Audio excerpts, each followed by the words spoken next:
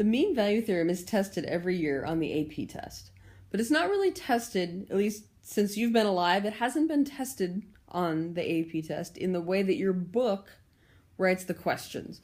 So I have some examples here that actually come from released free response tests to help you get some idea of how you can expect to see the mean value theorem on your AP test in May. So remember, the one thing we know, the mean value theorem guarantees that if a function f is continuous and differentiable on an interval, then we are guaranteed that there is some value c on that interval at which the slope of the tangent line is equal to the average rate of change. So this example from 2007 is an example of the easiest way you could expect to see the mean value theorem on your test. So here's why this one is easy. This says f of x is differentiable, which means it must be continuous. And we know that f of 2 equals 5 and f of 5 equals 2. Why must there be a value between 2 and 5 for which f prime of c equals -1?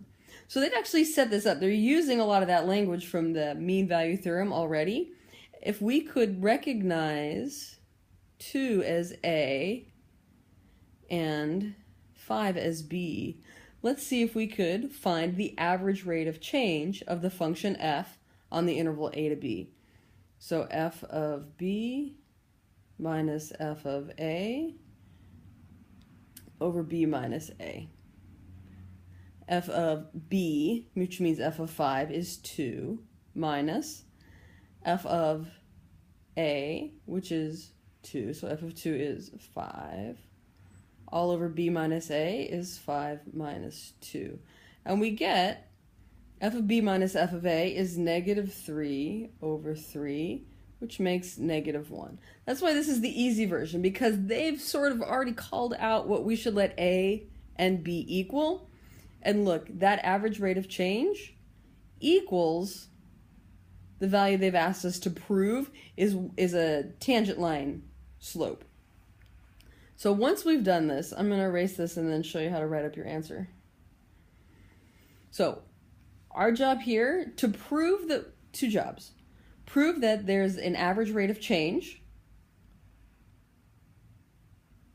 that's equal to -1, and then write up our answer using the mean value theorem. So here I said f of 5 minus f of 2 over 5 minus 2 equaled -3 over 3, which equaled -1. Just writing that on your paper is probably worth a point.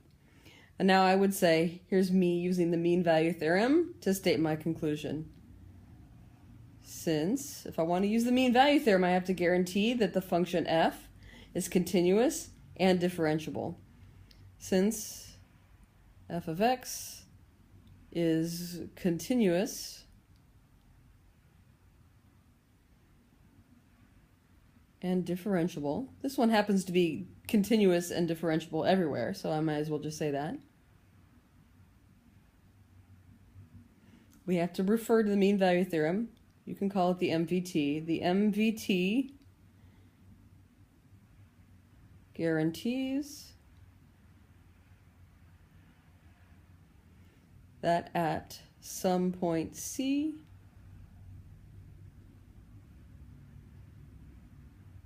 and we know C has to be between A and B, so fill in A and B. 2 is less than C, which is less than 5. F prime of C equals f of 5 minus f of 2 over 5 minus 2, which equals -1.